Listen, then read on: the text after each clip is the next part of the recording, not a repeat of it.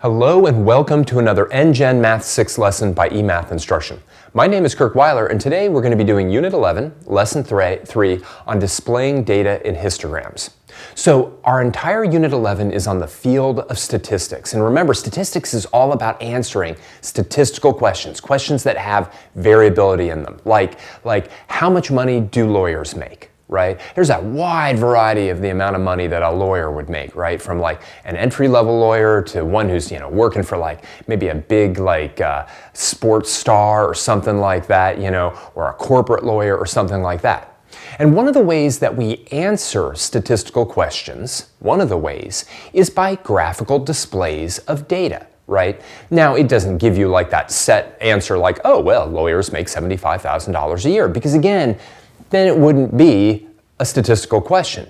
But the great thing about statistical displays of data is that you can get a sense, right, for the answer to the question by just looking at the display of data. So today, we're going to look at a particular type of a display called a histogram. And you've definitely seen these before, but let's get into how to interpret them, how to make them, in this lesson. All right, so visual displays of data in a data set can help answer statistical questions. Histograms are particularly helpful when data values can be placed in numerical categories. So how many of the data points lie between this number and this number? How many lie between this number and this number, etc. So let's get right into that in exercise number 1, where we hopefully look at a scenario that sounds familiar. Let's take a look. Exercise number 1. The numbers of points that the Red Hook 8th grade basketball team scored in its games this season are shown below. So 27 points, 49 points, 31 points, 35 points, etc. Letter A, how many observations are in this data set? All right, so this is actually kind of a key thing in statistics. When you take a set of data, one of the important questions simply is, how many data points did we have? So this isn't that hard. You just have to count and count carefully.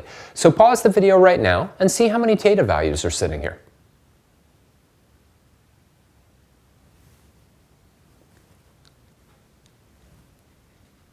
All right, so let's count them up, right? It's easy enough with just 1, 2, 3, 4, 5, 6, 7, 8, 9, 10, 11, 12, 13, 14, 15, 16, 17, 18, 19, 20, 21, 22, 23, 24, 25.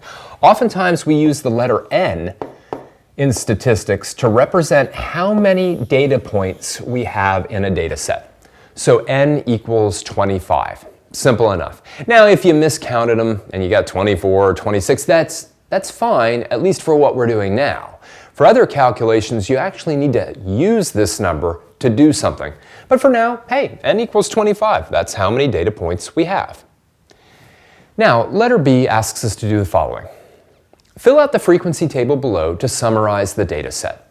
All right, so what we want to do is we want to just figure out how many of these data values fell into the range 20 to 29 points, how many fell in the range 30 to 39, 40 to 49, etc. Now, if the data is arranged in numerical order, that's pretty easy to do. When it's not arranged in numerical order, you literally need to do this. And let's keep it on me for a second, right? You'd say, okay, I've got 27 and that goes into this category, right? And then I've got 49, so it goes into this category. And then I have 31, so that it goes into this category, right? And we just keep doing that with tally marks until we've gone through all 25 of our data points. And then we simply count up how many tally marks we have, and that's what's known, remember, as the frequency of the category. So we took a look at that already. The frequency of the category, right, is how many of the data values fall into each category. So pause the video now. This is going to take you a little while. Do it nice and carefully, and just go through each one of these things, put down a tally mark, and eventually find out the frequency of each one of those categories.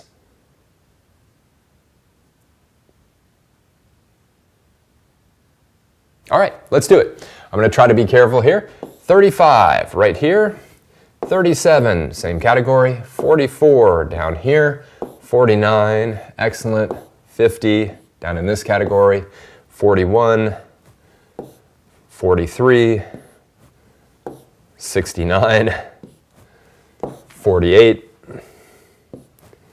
45, 34, 39, 28, 52, 57, 36, 45, 48, 41, 72, 37, and 45. All right, so I've got all my tally marks, right? Now it's easy enough to say, all right, from 20 to 29, there were 2 total games where that happened. 30 to 39, there were 7. 40 to 49, there's our big winner, there were 11. 50 to 59, there were 3. 60 to 69, 1. 70 to 79, 1.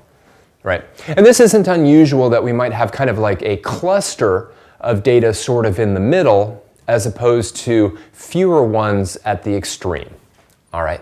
Now, by the way, also notice that our categories sort of make sense. Do you know what I mean? Like it would be weird to have a category that goes from like 22 points to 27 points or 28 points or something like that.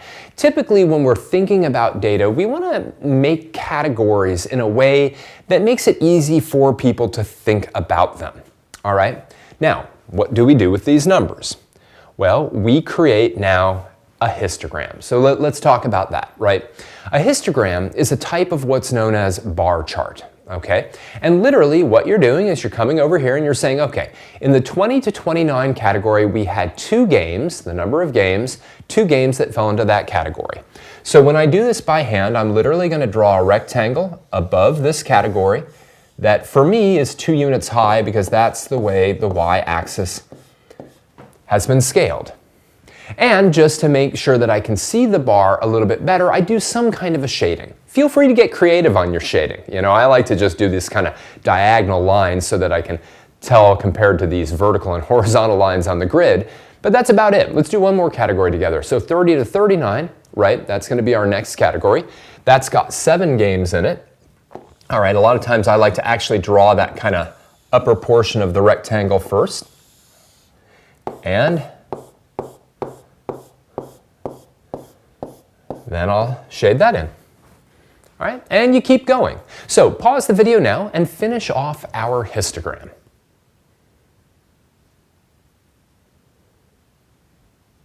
All right, let's do it. So 40 to 49, again, our big winner with a total of 11. So that's going to be up here with my shading. Do this quickly. 50 to 59 is only 3, so I'm right here. 60 to 69 is 1, and 70 to 79, also 1. All right, and again, the beautiful thing about something like this is that if you wanted to answer the question, you know, how many points does the Red Hook 8th grade basketball team score when they play a basketball game? Great statistical question because it's not the same amount every time, but you could then present this histogram and go, well, okay, you know, most of the time they're scoring between 40 and 49 points, or at least they score in that interval more often than any other interval. It's very rare that they score up here in this kind of 60 to 69 or 70 to 79 category. And it's also pretty rare that they score very few points in that 20 to 29 category. All right, so it very quickly kind of gives us a feeling for what the answer to our statistical question is. Now, another sort of observation before we move on. Notice this weird thing here where I've got these 2 kind of diagonal slashes. Now, that is what's known as an axis break. All right, an axis break. All right, and an axis break is literally something that we put into a histogram if the first category doesn't start at 0. So if we had a category that started from, like, let's say we decided to include 0 to 10 and then, you know, 11 to 20 or something like that. You know, let's say we included 2 additional categories that started at 0. Well, we wouldn't need this axis break anymore. All right. Now, a lot of times if you use a statistical package like Microsoft Excel or something like that, they won't put in the axis breaks no matter what. All right, so there's some debate about whether or not they're really needed, but the conventional thinking is if your first category does not start at 0, you should have a little break here so that the person who's looking at your graph doesn't get confused and think that the first category starts at 0. Granted, the categories are labeled down here, so I don't know why somebody would think that it starts at 0 if it says 20 to 29, but conventional wisdom says if it doesn't start at 0, put an axis break in. Now, that being said, there's other ways that we could have displayed this data. For example, right, let's take a look at letter D. The dot plot for this data set is shown below. Explain why a histogram is a better choice to display this data set than the dot plot.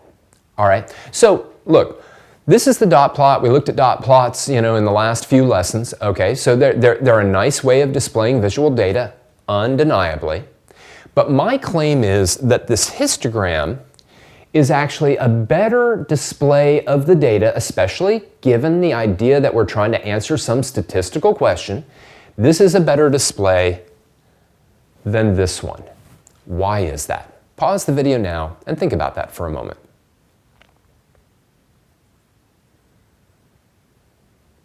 Well, it all gets down, or all boils down, to when dot plots are good to use. Dot plots are an excellent way of visualizing a data set if you have data values that repeat. Now, there are some data values that repeat. For example, right, the score of 45 happens 3 times. You've got a score here of, I think, 48 and 49 that occur a couple times, right? But dot plots are really, really handy when you have things that repeat a lot, like 7 times, 8 times, 9 times, something like that. But when they're only like, 1 dot above a given number, or 2 dots or 3 dots above a given number, they're not really all that helpful. And that's really why the histogram, where we take, let's say, multiple kind of numbers, multiple scores, and we put them into one category, is more helpful, right, in answering our statistical question. So at the end of the day, right, the dot plot isn't as good.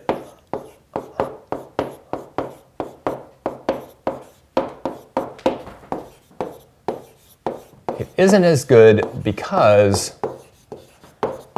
very few scores, or maybe I'll say I'll go with scores. Very few scores repeat themselves. My magic red pen. Very few scores repeat themselves. Better to put scores in categories. Right? And those categories are, a score from 20 to 29, a score from 30 to 39, a score from 40 to 49. Because then again, when you're then looking at the question, you can say, they score a lot of times in the 40s. The question is, how many points does the 8th grade Red Hook basketball team score? Well, you look at this and it's like, a lot of times they're scoring points in the 40s and in the 30s. Much less in the 50s, 60s, 70s, or 20s, right? But a lot of games they're scoring in the 30s and the 40s. It's not nearly as easy to kind of get that from this display of data. And ultimately speaking, the whole purpose of a display of data is to help you answer the statistical question. So if it does a good job of answering that question, right, then you want to use it. And if it does not as good of a job answering the question, you don't. All right, let's keep going with the histograms. Exercise number 2.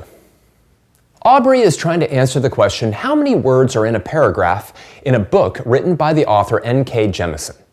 All right, first question, why is this a statistical question? All right, I'd like you to ponder that question. Why is this question a statistical question? Pause the video now and see if you can answer that.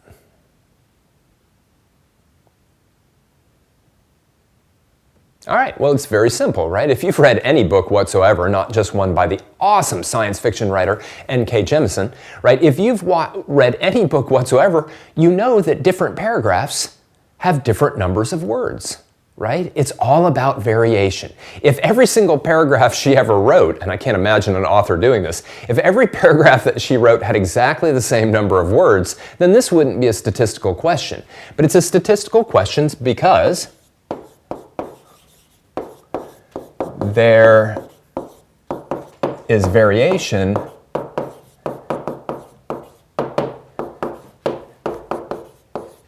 in the number of words.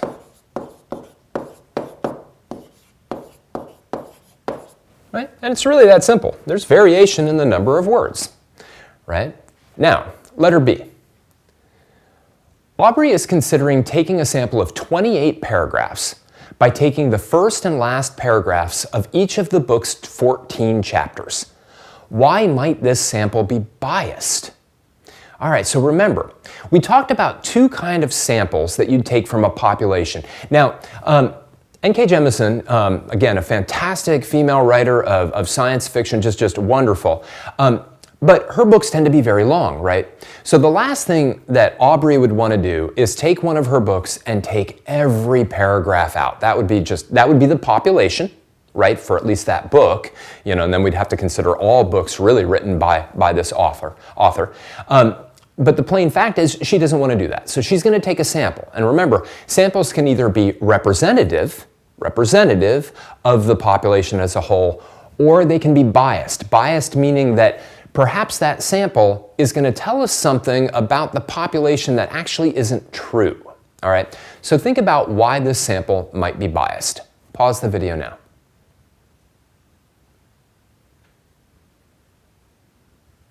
Well, it's really simple. Again, it's not a random sample. Or it's not random enough.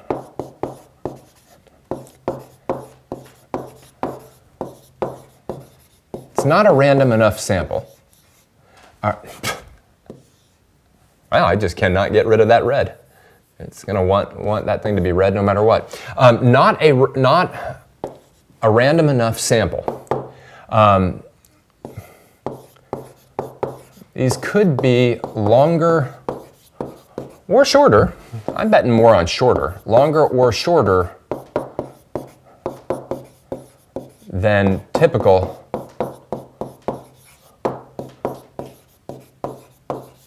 paragraphs. Now, that's not to say that that sample wouldn't be representative, right? It could end up being representative. But the plain fact is it still isn't random, right? If you're putting some kind of criteria on your sample, like I'm going to only take the paragraphs that, you know, begin each chapter or begin and end each chapter or something like that, it's not random enough. You know, a better random sample would be something like, I'm going to take every 20th paragraph in the book, right? Every 20th paragraph. Sometimes those are going to be at the beginning, sometimes they're going to be in the end, most of the time they're going to be in the middle of a chapter, right? But if you did something like that, I'm going to take every 20th paragraph or something like that, that would be a nice random sample that would typically be representative of the population. All right, now, somehow Aubrey gets a sample, and let's take a look at it. Letter C. Aubrey produces the following 28 values, and we've got them all right?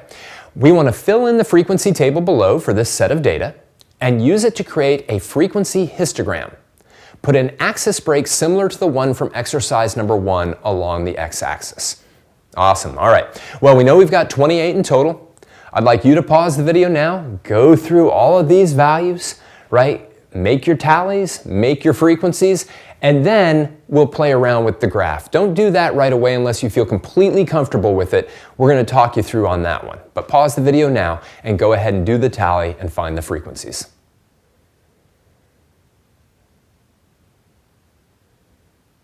All right, let's go through it.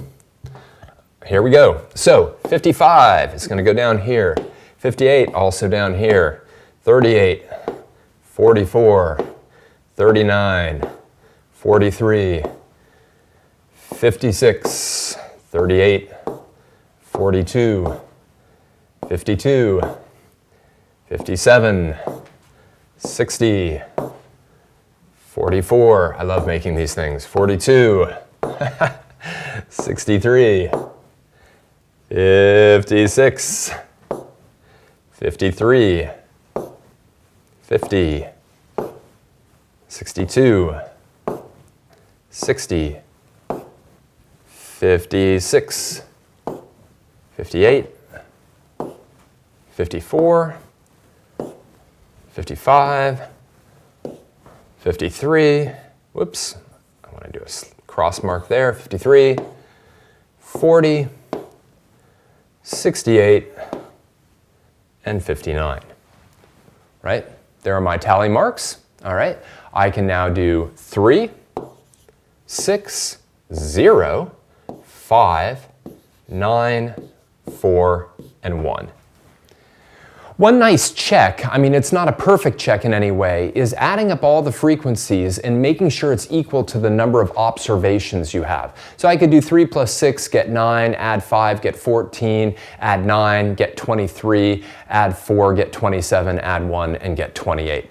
So that's not a perfect check. I certainly could have gotten some of these in the wrong categories, especially given how fast I was doing them, but generally speaking, that's not a bad way to check.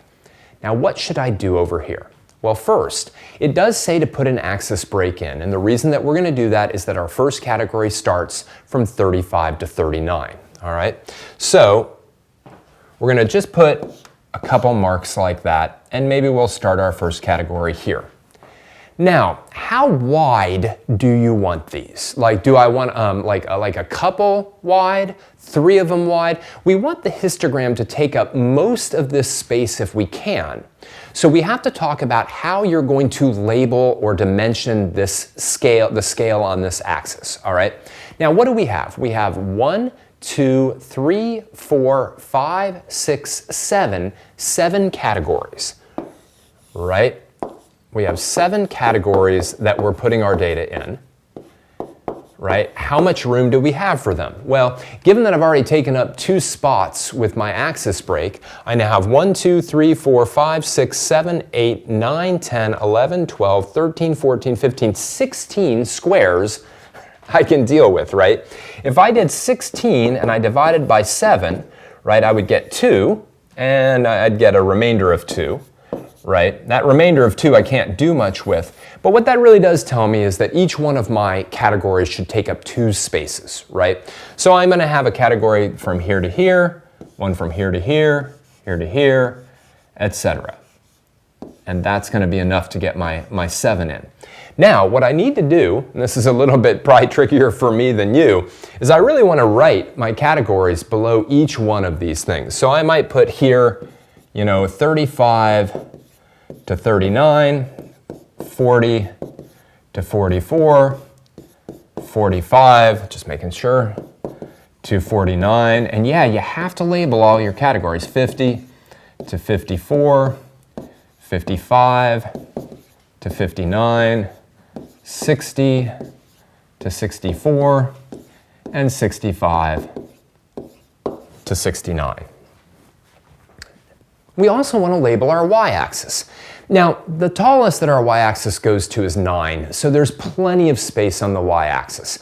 But what I may want to do is just mark off in 5s. You know, you could definitely mark off in 1s as well, but, you know, 1, 2, 3, 4, 5, 6, 7, 8, 9, 10, 11, 12, 13, 14, 15. Now, how should I label my y-axis? Well, I can label it in one of 2 ways. I can either just label it with the word frequency. That would be perfectly okay. I like to label it actually with what it is, which is the number of paragraphs, right? The number of paragraphs. I have to turn a little sideways for that. Number. I can't actually turn my sheet, although boy would that be cool if I could. But the number of paragraphs. You could also, again, just label it as the frequency. But that is what it is, right? It's the number of paragraphs that we found.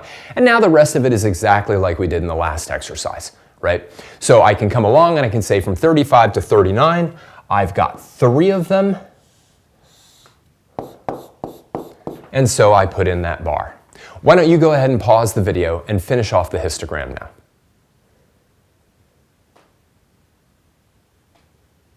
All right, let's do it. From 40 to 44, it looks like we've got 6 of them. Right? Then I have 0. I just don't put a bar there, honestly. From 50 to 54, I've got 5 of them. From 55 to 59, there's my sort of big winner, if you will. I've got 9 of them. From 60 to 64, I've got 4 of them. And from 65 to 69, I've just got that 1. So again, you know, we've got Aubrey. She's trying to answer this statistical question. How many words does a typical paragraph by N.K. Jemisin have in it, right? And, you know, again, this histogram gives us some sense, right? It seems like a lot of her paragraphs, right, have 55 to 59 words in them, right? And there's fewer paragraphs that have less words or more words than that, right? And then for some reason, she really seems to stay away from the paragraphs that have 45 to 49 words, at least in this sample, right? Now, let's take a look at this last question, because this is pretty important. Why do you think it's important that each frequency interval in the table above is the same width? Okay, now let's talk about what we mean by the width of the interval, right? 35 to 39, right, includes paragraphs that have words of 35, 36, 37, 38, and 39, right? It's actually got a width of 5 different scores. Same with 40 to 44, 45 to 49, etc., right?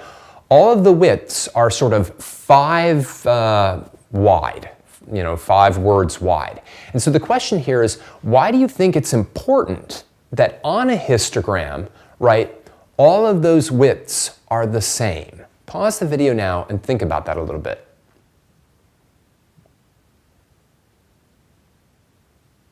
Well, it's basically, again, gets back to what we use statistics for. We use statistics and statistical displays like histograms in order to answer statistical questions. And we want that answer to be as clear as we possibly can make it, because statistics can be a little murky at times, right? And the plain fact is, if we had different widths here, right? So let's say some of them were only 5 words wide, some of them were 10 words wide, maybe we put one in that was only like 2 words wide or something like that, then the histogram would be much more confusing and possibly even misleading, right? Whoops, that did not work well. Let's try that again. If they were different widths, the histogram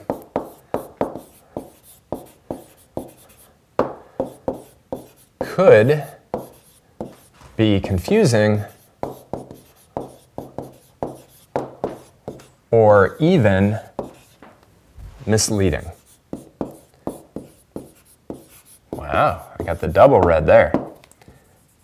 Let's get rid of those, or misleading. All right, and this is actually a big one. Sometimes people will actually purposely make the widths of their histogram bars different, specifically to mislead people, right? So, you know, if for some reason I made my final category, or maybe I put all 3 of these things, right, into one category, right, like this. So all 3 of these were combined. So it would be a very, very tall bar, right? Then I might look at it and go, well, you know, I mean, she's got, you know, tons of paragraphs that are really long and very few that are short, right?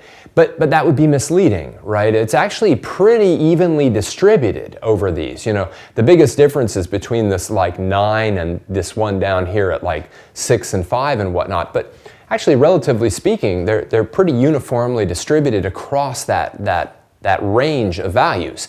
But if I had made the width larger, right, like if I had combined these 3 categories into one, that one bar would be very, very tall, and it would mislead me about the true distribution of the lengths of these paragraphs.